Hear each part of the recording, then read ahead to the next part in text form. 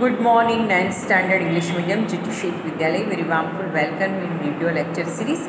Okay guys, today we learn Hindi subject lesson number 9, निर्भय बनो, written by Phanishwar Nath Renu. एक बहुत ही हिंदी के प्रभावक लेखक की रचना आज हम पढ़ने जा रहे हैं. उनका उपन्यास है कितने चौराहे. उनमें से एक 7वां प्रकरण लिया गया है जिसे शीर्षक दिया है निर्भय बनो. आज जो हम ये पाठ पढ़ रहे हैं ना, उसका प्रकार है उपन्यास अंश. उपन्यास का नाम कितने चौराहे और उनमें से जो 7th सेक्शन है उसको यहाँ पे पाठ के तौर पे रखा गया है और जिसका शीर्षक दिया है निर्भय बनो. तो आज हम इस निर्भय बनो पाठ के बारे में बात करेंगे. देखिए, शीर्षक ही विदित करता है कि इंसान के जीवन में निर्भयता का बड़ा ही महत्व है. हमें किसी से भय नहीं रखना चाहिए. क्यों भय क्यों रखें? हम तो निर्भय होने के लिए ही जन्मे हैं और निर्भय बन के ही हमें जीना है. गांधी जी कितने निर्भय थे, वो किसी से नहीं डरते थे. डरना क्या, जो गलत करता है वो डरता है, जो अपने प्रामाणिक प्रयत्न नहीं करता वो डरता है, जो अपने काम से भागता है वो डरता है, जिसे कुछ छुपाना होता है वो डरता है, जिसका जीवन बड़ा ही सरल होता है, जो आदर्शों पर चलता है, जिसे अपना कार्य मन लगाकर करना है, उसे डरना कैसे. तो इसीलिए फणीश्वर नाथ रेणु का ये जो उपन्यास अंश है निर्भय बनो, ये हमारे जीवन में एक बहुत ही बड़ी शिक्षा देने वाला है. तो आज हम एक ये विशिष्ट उपन्यास अंश के बारे में आपसे बात करेंगे. ओके गाइस, तो शुरू करते हैं. आपको मैं इसका परिचय देती हूँ. सबसे पहले फणीश्वर नाथ रेणु का परिचय आप इंट्रोडक्शन पैराग्राफ में अवश्य पढ़ें. उनके बहुत सारे उपन्यास आज भी बहुत प्रसिद्ध है. मेला आंचल उपन्यास से उन्हें प्रसिद्धि मिली और वो रिपोर्टर लेखक के रूप में भी बहुत ही जाने जाते हैं और उन्होंने पटना आकाशवाणी में भी कार्य किया था और साहित्य जगत में उनका बड़ा नाम है. तो ऐसे ही आज हमने ये जो उपन्यास अंश हमें पढ़ना है, उस हिसाब जब वो पढ़ेंगे ना तब हमें पता चलेगा कि लेखक कितने आदर्शों पर जीने वाले व्यक्ति हैं. ये उपन्यास अंश जो हमारे सामने ने छोटी सी स्टोरी जैसा है. जैसे उसका प्रकार वार्ता नहीं है, लेकिन ये अंश में थोड़ी सी स्टोरी दिखाई देती है. सबसे पहले उसके बारे में बात करते हैं. एक लड़का है जिसका नाम है प्रियवत राय उसका नाम है. वो मैट्रिक में पढ़ता है. तो मैट्रिक में पढ़ने वाले लड़के का उम्र तो तकरीबन 15-16 साल होती है. तो उसने एक दल बनाया है, एक टोली बनाई है मित्रों की. तो उसमें 3-4 सदस्य हैं, जैसे कालू है, फिर एक सूर्य नारायण है, इब्राहिम है, प्रियोदा खुद है, एक भोला नामक एक व्यक्ति भी है. ये सब किशोरावस्था की जो एज वाले बच्चे हैं जिन्होंने अपना एक दल बनाया है, अपने एक ग्रुप बनाया है. वो क्या कार्य करते हैं, तो हर शनिवार को वो पूरा दल परनाम नामक एक नदी है उसके किनारे पर बालूचर यानी रेत में इकट्ठा होते हैं और उन्होंने क्लब बनाया है. उस क्लब के कुछ नियम हैं, जैसे गाली नहीं बोलनी है, किसी के बारे में बुरा नहीं बोलना है. और शनिवार को वो क्लब के पूरे सदस्य वहाँ पे मिलते हैं. कहाँ मिलते हैं? परमान नामक नदी के किनारे पर बालूचर में, यानी कि रेत में. उसमें बैठ के वो सब नेक्स्ट वीक में वो क्या सेवा कार्य करेंगे उसके बारे में प्लानिंग करते हैं. तो यहाँ पे प्रियोदा ने वैसे वो क्या करते हैं वो भी आगे लेखक ने बताया है कि हर शनिवार को इकट्ठा होके रविवार को वो झोली लेकर निकलते हैं. उसको क्योंकि एक संन्यास आश्रम है जिसमें अनाज पहुंचाने का सेवा कार्य वो करते हैं. उसका कार्य का नाम है मुट्ठियाँ वसूलने, यानी कि लोग मुट्ठी अनाज उसको देते हैं और वो खंबे पर चोली लटकाकर वो घर घर जाके अनाज इकट्ठा करके बाजू में गांव के पड़ोस में एक सन्यासी आश्रम में वहाँ पे देने जाते हैं. तो सबसे पहला काम रविवार को ये पूरे क्लब के सदस्यों का ये है. और दूसरा काम ये है कि अगर गांव में कोई बीमार पड़ा हो तो उसकी सेवा करने कौन जाए, इसका भी वहाँ पे निर्णय होता है.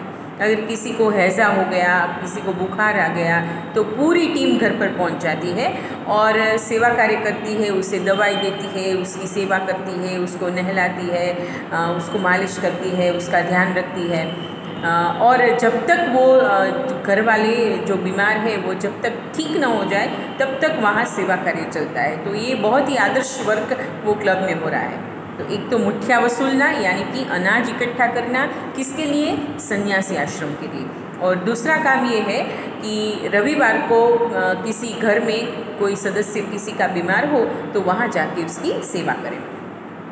और भी एक काम है कि जब कुछ काम न हो तो जब उस समय तो स्वतंत्रता आंदोलन चल रहा था, तो देश के लिए जो भी कुछ करना पड़े उसके हिस्से में कुछ जो काम आए वो भी करते थे।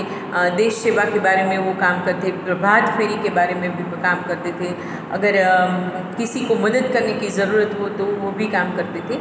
तो ये पूरा उपन्यास अंश है नहीं, वो ड्रामे की तरह हमारे सामने रखा है। तो अभी एक मनमोहन नामक एक सदस्य को एक मित्र लेके आता है और कहता है प्रियोदा को, प्रियोदा है ना जो टोली का मुखिया है, वो क्लब का सदस्य, लेकिन वो क्लब का मेंबर तो है लेकिन क्लब को चलाता वो है। तो क्लब का प्रमुख सदस्य है प्रियोदा। तो प्रियोदा क्लब के कुछ नियम है, जैसे गाना गाना आना चाहिए, तैरना आना चाहिए, साहसिक काम करने आना चाहिए, निर्भय होना चाहिए, डरना नहीं चाहिए। तो प्रियोदा उसका इंटरव्यू लेता है। तो इंटरव्यू लेता है तो पूछता है तुम्हें गाना गाना आता है? तो कि हाँ थोड़ा सा आता है, मनमोहन कहता है। फिर कहता है सेवा कार्य में तुम हिस्सा लोगे? तब मनमोहन जवाब नहीं देता। तो प्रियोदा कहता है कि ये तो हमारे क्लब का मुख्य कार्य है। उस बीच एक छोटी सी घटना होती है कि कोई एक अंग्रेज अधिकारी शाम को शिकार कर रहा था, तो उसने एक चिड़िया को एयरगन से मार डाला और चिड़िया फड़फड़ाती हुई ज़मीन पर पड़ गई और उसकी जो जोड़ी की चिड़िया दूसरी थी ना वो भी सर पटक पटक कर रोने लगी। तो ये बहुत ही अमानुषी घटना देखकर वो प्रियोदा और उसकी टोली के सभी बच्चे उसके मन में एक घृणा का भाव हो गया कि ये क्या है। तो इब्राहिम नामक एक जो लड़का था ना उसके मुँह से गाली निकल गई, साला है जैसी गाली निकल गई। तो तभी प्रियोदा ने उससे रोका, नहीं किसी भी हालत में गाली नहीं बोलनी है। अगर 10 गाल तुमने 8 तक तो बोल ली है, अगर 10 हो गई तो तुम क्लब से निकल जाओगे, प्रियोदा ने ये कहा। तो इस प्रसंग से ये भी समझ में आता है कि सिर्फ सेवा कार्य के लिए ही प्रियोदा ने दल नहीं बनाया, लेकिन इनके जो आदर्श है वो बहुत ही अच्छे आदर्श हैं। और फिर मनमोहन सभी शाम को जब सूरज जल गया, अंधेरा होने लगा, तब सब अपने आप घर जाने लगे। तब मनमोहन को घर छोड़ने के लिए प्रियोदा ने कहा चलो मैं तुम्हें छोड़ दूँ। अब वो जा रहे थे तो रास्ते में बीच में एक बड़ा सा 2-3 पीपल के वृक्ष आए रास्ते में और खंडहर और मैदान वगैरह अंधेरी जगह आ गई। वहाँ एक बड़ा सा मकान था। उस मकान को दिखाकर प्रियोदा ने मनमोहन को बताया कि देखो यहाँ पे मुर्दों की चीर फाड़ हो रही थी कुछ दिनों पहले, कुछ सालों पहले। इसको पोस्टमार्टम हाउस कहा जाता है। और लोग कहते हैं कि यहाँ आसपास के वृक्षों में भूत प्रेत पिशाच वगैरह रहते हैं। तो तुम क्या डरोगे? वो प्रियोदा मनमोहन से पूछते हैं। मनमोहन मन में तो थोड़ा सिहर गया कि ऑफकोर्स ये तो डरने वाली बात है, भूत प्रेत की बात निकल गई तो डर तो स्वाभाविक रूप से होगा। तब प्रियोदा ने कहा डरने की कोई बात नहीं है, ऐसी कोई भूत प्रेत नहीं होती, ये सब कहीं बातें हैं, ये सब सुनी सुनाई बातें हैं, ऐसी कोई चीज़ नहीं होती, ये तो हमारे मन का वहम है।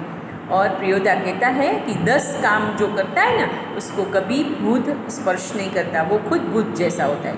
यहाँ पे 10 काम करने यानी कि बहुत सारे काम करना और देश सेवा के काम करना, समाज सेवा के काम करना, ये इस कार्य के लिए 10 ऐसे शब्द का प्रयोग किया गया है।